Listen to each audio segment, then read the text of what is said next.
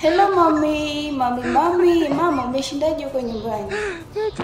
Okay mama, leo nimekupigia nataka uniambie kweli mimi nazaliwa mwaka gani? 1994 mama. Sasa mbona uliniambia niweke kwa ID 2000 mama? Mimi najua sijazeeka. Kumbe mimi shangazi mama, mbona uliniambia hivyo lakini? Mbona uliniambia niweke 2000? Mimi najua bado mimi mtoto mdogo hata sijafika kuolewa. Kumbe 1994 mimi shangazi.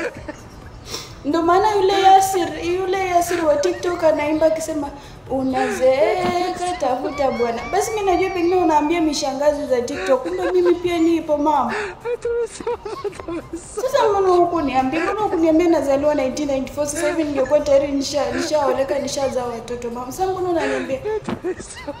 Mama jamani umeniponza. Kumbe wanaimba unazeeka tafuta bwana. Ni mimi naimbiwa shangazi wa kwanza, mimi naimbiwa nazeeka nitafute bwana mama. Sasa mbona unaniambia niweke 2000 mimi najua mimi bado mtoto. Sijafika kuoleka. Hey mama umeniua jamani. Sasa mbona ulificha? Haya,